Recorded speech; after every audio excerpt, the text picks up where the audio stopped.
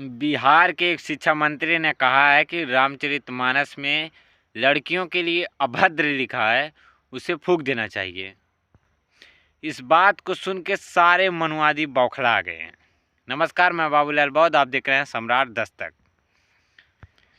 बिहार के शिक्षा मंत्री जी ने कुछ गलत नहीं कहा है कि तुम खुद जाके रामचरितमानस का 623वां श्लोक जाकर पढ़िए, उसमें क्या लिखा है। 666वां श्लोक जाके पढ़िए, उसमें क्या लिखा है।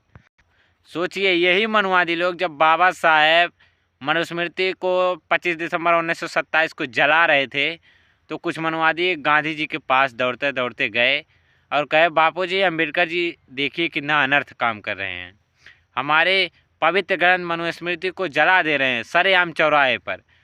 तो उसमें से सरदार और कुछ लोग कहें कि उन पर केस होना चाहिए। तो सरदार पटेल जी ने कहा था कि कुछ भी करने से पहले इतना सोच लो कि अम्बेडकर एक महान वकील हैं, अगर उनसे आप कहीं केस को हार गए तो अभी तो मनुस्मृति जला रहे हैं, कल के साथ रामचरितमानस के साथ साथ रामायण गीता सब फूंक देंगे। और ये बात सही है, जला भी देते, उसमें कोई दो राय नहीं, अगर केस ये लोग कर दिए होते। मनुस्मृति को इसीलिए फूका क्योंकि वह नियम था शूद्रों के लिए कि तुम चल नहीं सकते, तुम ज़मीन पर थूक नहीं सकते, तुम्हारे साथ खाना पीना बैठना सब बेकार की बात है। और बिहार में जाति जनगणना शुरू हुई है।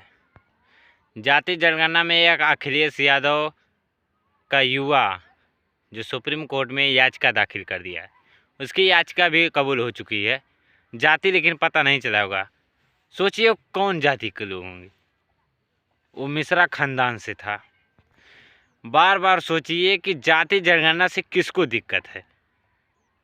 भारत में केवल राजपूत और मराठा, यही दो जातियों को छोड़कर बाकी सब रिजर्वेशन है। अब तो EWS कोटा जो ब्राह्मणों को, आखिर मुग़ल हमको भी गुलाम बनाए, आपको भी गुलाम बनाए, अंग्रेज आए हमको भी गुलाम बनाए, आपको भी गुलाम बनाए, तो आज संपत्ति में इतना कम कैसे? तुम्हारी 3% है, तुम्हारे पास संपत्ति 90% है। हमारे संख्या आज 22% 52% है, हमारे पास 3% आबादी। कुछ तो गड़बड़ है। जिनकी पूर्वजें पैर पकड़ती थी अंग्रेज़ों को, आज वो उनके पूर्वज आज हमें देशभक्ति सिखा रहे हैं। देशभक्ति सिखाने के साथ साथ कह रहे हैं कि जाति ख़त्म करना। अरे भाई, जातियाँ हमने थोड़ी बनाई, जातियाँ तो तुम लोगों ने बनाई। तो तुम समझो, जाति